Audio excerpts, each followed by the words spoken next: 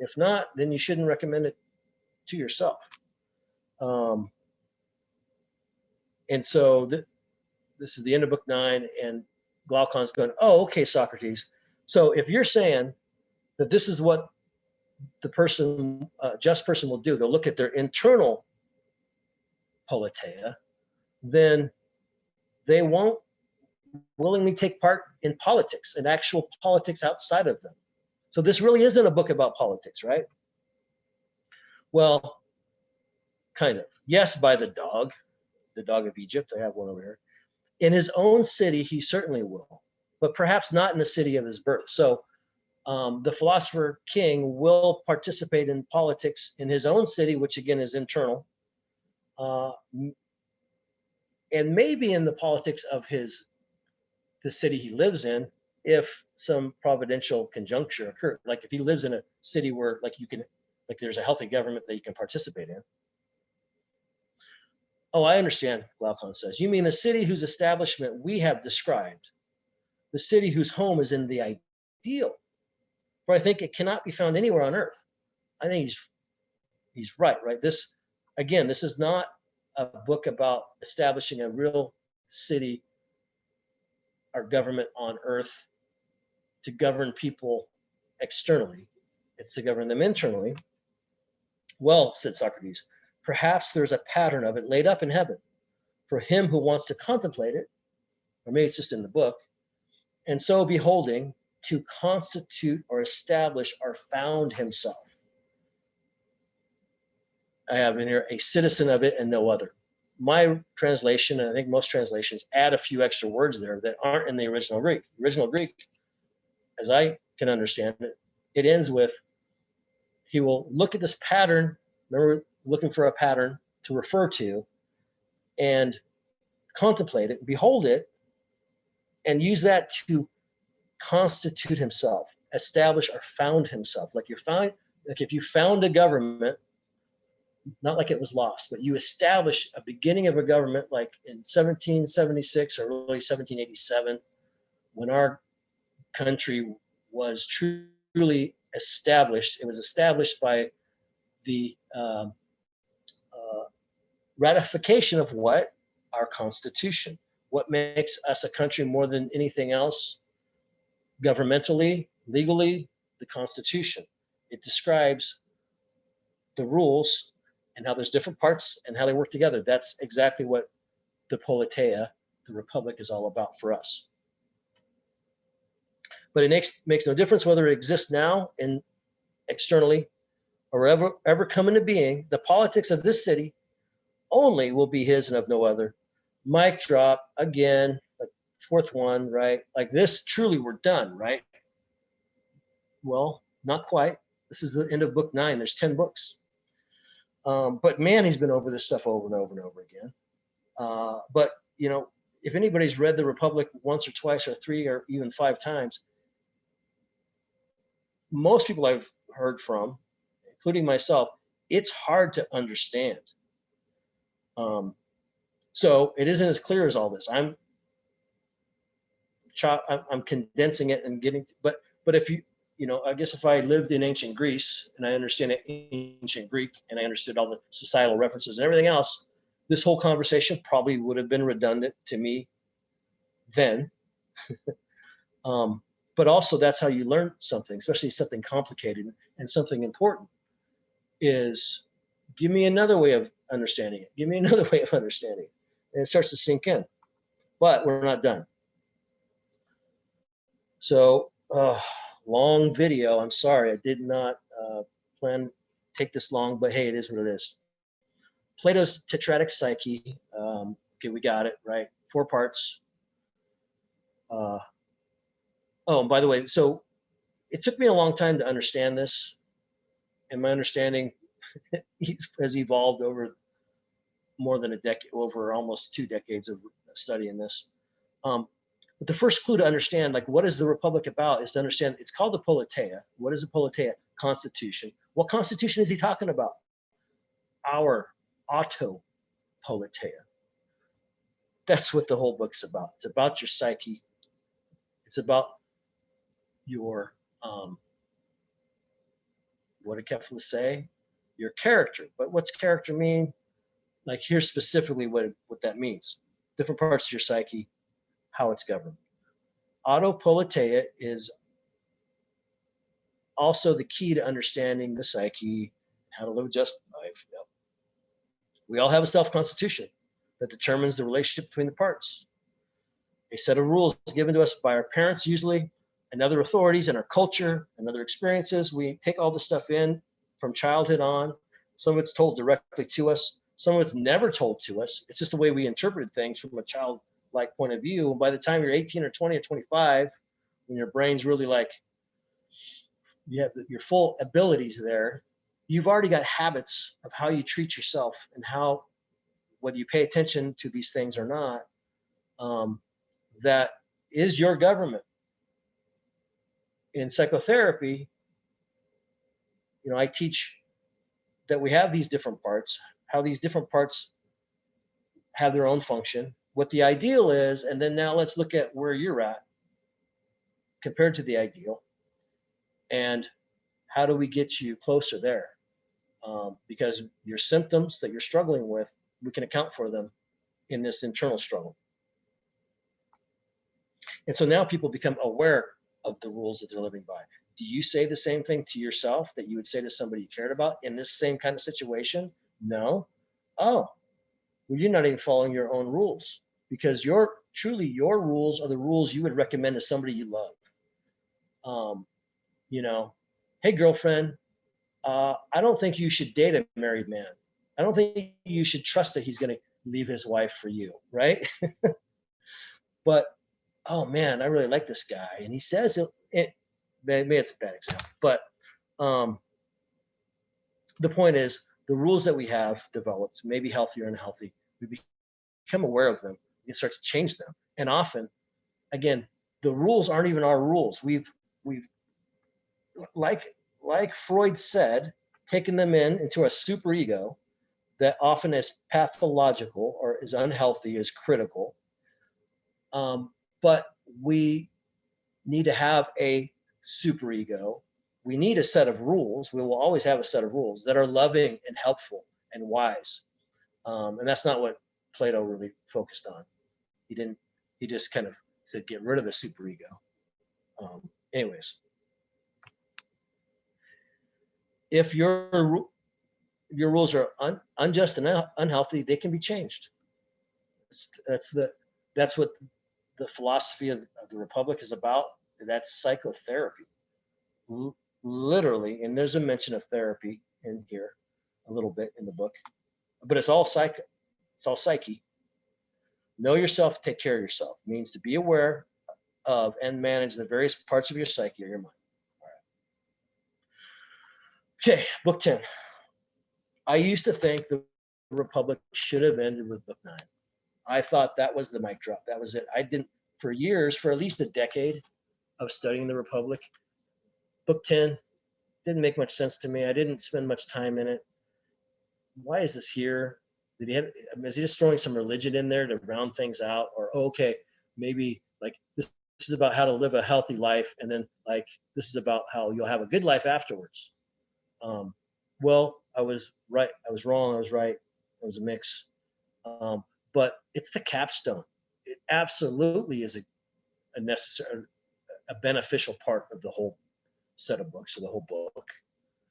The Myth of is an after-death parable again, about choosing to live the rest of your life after what we've just discussed, everything through the end of book 9. Once you understand that stuff, this Myth of which is mostly what book 10 is about, is a parable about how to choose to live the rest of your life.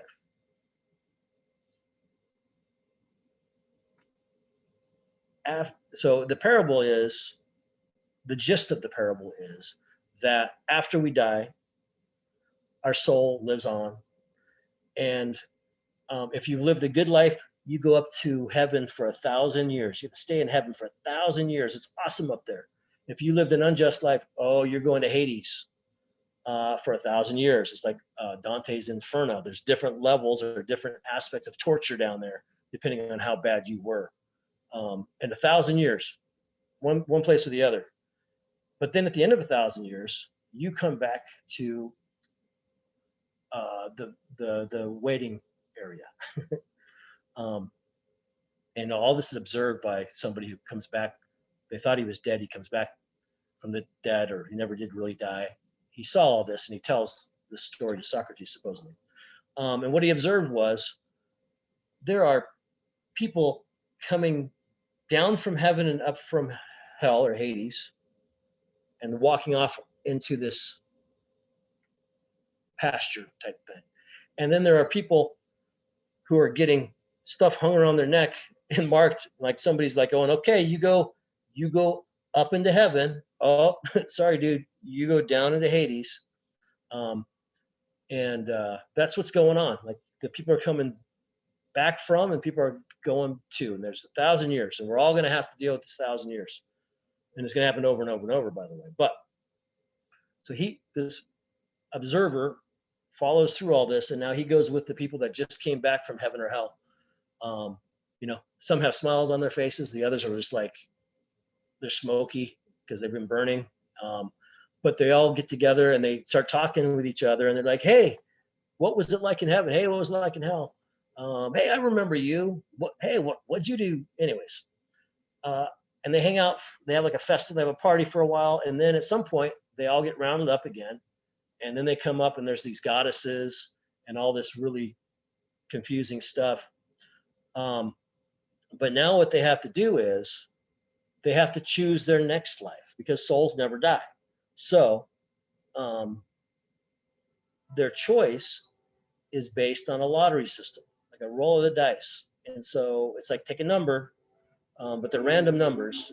So, in this group of people, somebody gets the first pick and somebody gets the last pick, and there's all the picks in between. It's randomly assigned by lottery. And the choices you have is like everything's possible. You could be a turtle, you could be a snake, but you also could be a tyrant, a king, a charioteer. I mean, like all things are options pretty much. And you get your ticket, and the first person to choose gets first choice at all this. Let me read some of this. My summary of this takes into account all the myriad situations a person can be born into and can run into in life by chance or circumstance and choice. Bad luck, good luck, bad habits, good habits. So remember, Cephalus said, happy life or bad life based on character plus luck. Luck plays a part. Like, I was born a white man in the United States of America. That's like winning the lottery, right?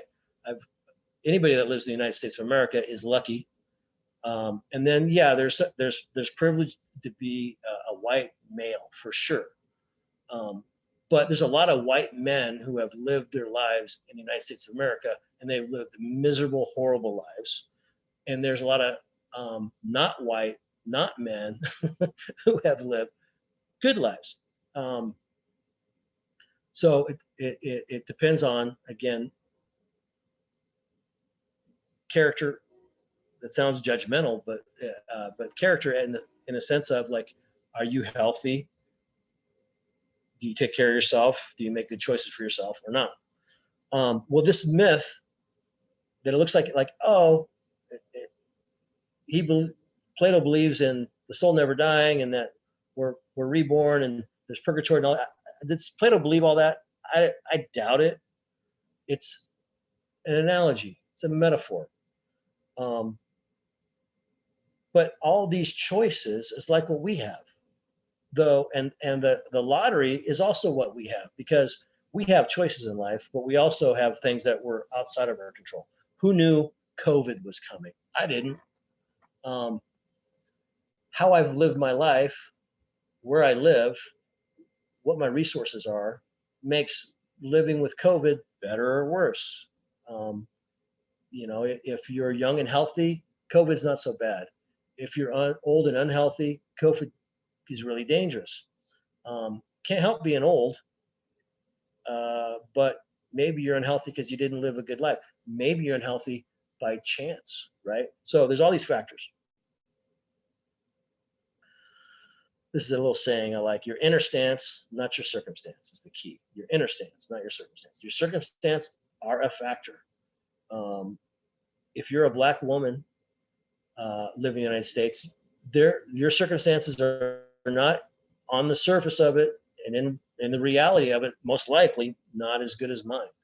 Although that's not always true. I'm sure there's Black women that have been born to more privilege than I have, but not on average, right?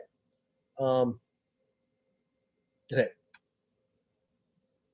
You shall choose your own destiny, but Arete, the goddess of excellence, has no master over her. Each of you shall have more or less of her, that's excellence in your life, as you honor her or despite her. So how you, again, this is how you live your life, whether you honor excellence or you dismiss it like that's just a downer on my good time, that will have an effect on your life. The blame is his who chooses, God is but blameless. So this is about the choices we make in life. And we should choose wisely. In this example, it's like you choose your next life. This is, we'll see how important this is. The lottery of life is what you make out of it. We have various things outside of our control throughout life: health, wealth, natural abilities, appearance, family, living situations, various opportunities that might pop up. How your life depends in part, how your life turns out depends in part on these. It's also on what you make out of it. Okay, beating a dead horse. These things are outside of your control and are sometimes good, sometimes bad. What you do with them will make them either better or worse. Okay, back to the myth. This is the whole risk for man, one of the gods say, is making a choice. Making a poor choice is the risk. If you make a poor choice in the choice of life, and you have bad habits in how you live your life, you're going to be miserable. Okay. Our main focus should be to learn and develop the power or ability and knowledge.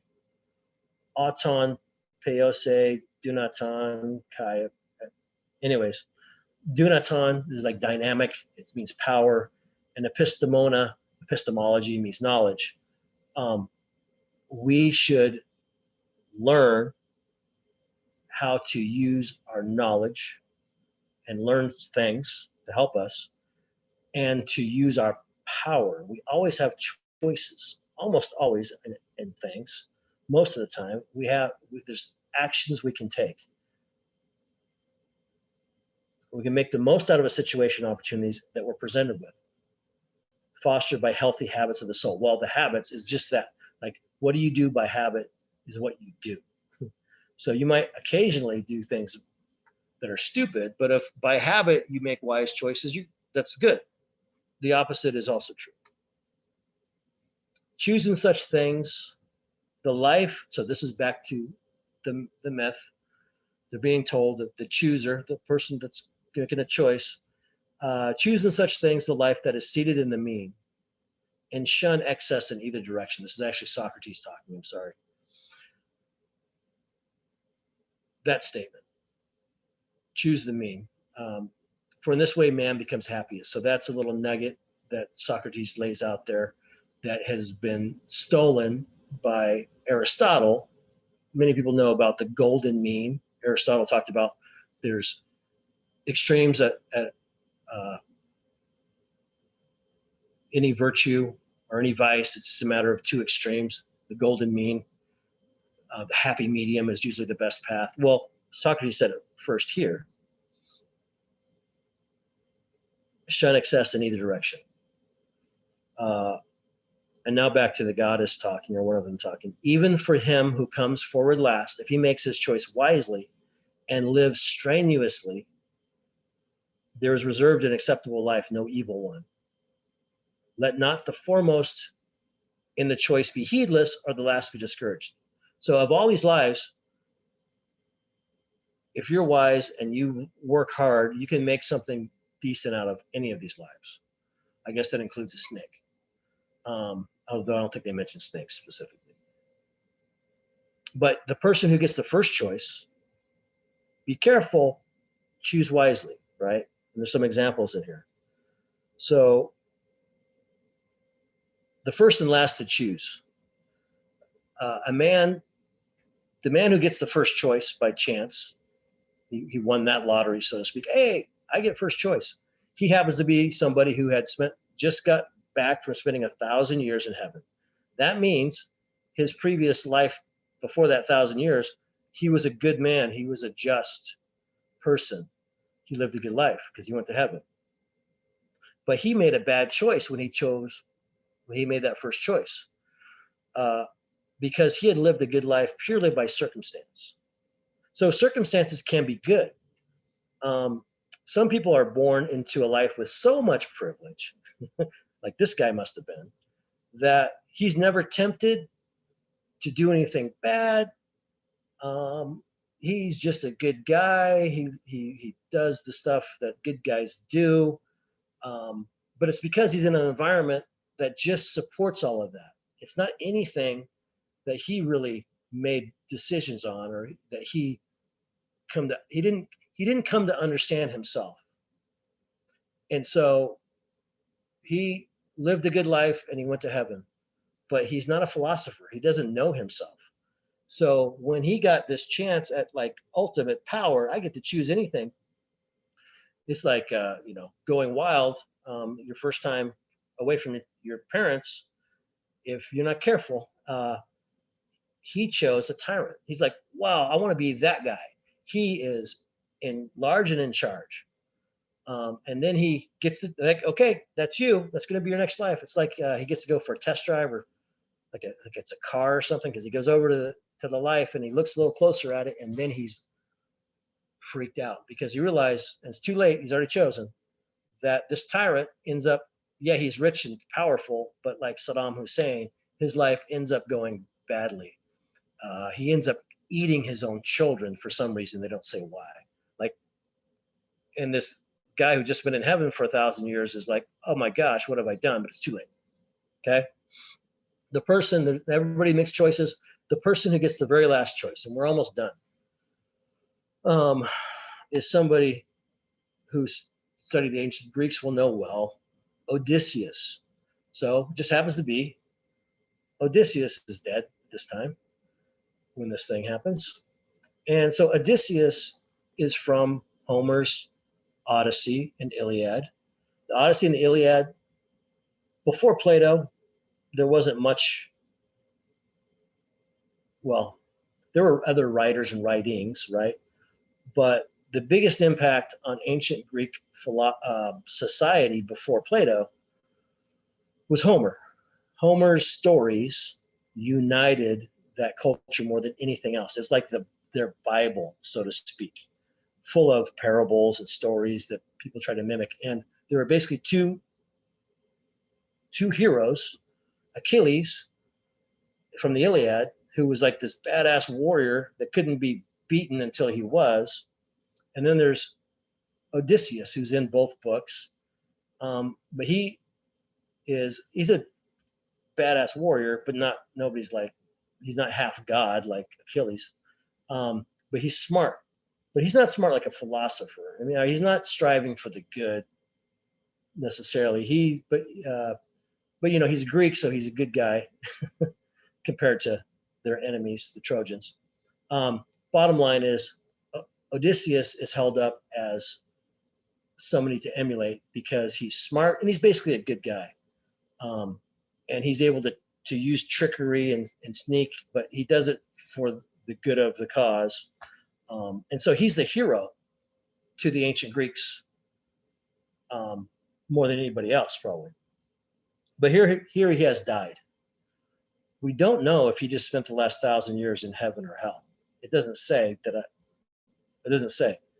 But now he's got the very last choice. So he's got the worst choice of all, right? Because the pickings have been picked clean. But remember, the goddess said, no, you can always find something that'll work. And Here it is. Probably already read it. From memory of his former toils, having flung away ambition. So his former toils were, he was a king and a general and very successful. He was forced to go fight the Trojans. By that time, he'd already fought enough in his life. He didn't want to go to war again. He tried to trick his way out of it, but he was out tricked. And you know, but like he's held up as the great Greek hero because he's smart, he's successful, and in the end, his life ends well. He makes it finally back home after 10 years of the Odyssey to his family. But after going through all that, again, we don't know if he was just in heaven or hell. Doesn't matter because he learned from his former life. He's not ambitious anymore. He doesn't want to be a king or a great leader. He goes about looking from what's left over of lives to choose from. And he finds the life of an ordinary citizen who minded his own business, who was healthy, just, had justice in him, and with difficulty found it lying in the corner. I found one. Here's one, right? Disregarded by all the others. Everybody else like passed that over. And upon seeing it, he said, I would have made this same choice if I had had the first choice. This is the life I want, a quiet life I can live, you know, with my family on the farm and mind my own business. And remember Cephalus, the example from book 1. I'm going to discuss that at another time. I'm going to do a presentation just on Cephalus. It won't be nearly this long, but really lay out how I think Cephalus is the example and ties this whole book together. But it's for another time. So reach the finish line. So if anybody's stayed with me this long, I think it's like 2 hours. I hope you enjoyed it. You found it interesting, helpful. That's my contact information. Send me an email if you have questions, comments, statements, whatever. That article I wrote for the APPA is also available on my website. You can read it. Thank you for your time. And I just need to remember, this is my first video ever, so bear with me. I gotta shut down things.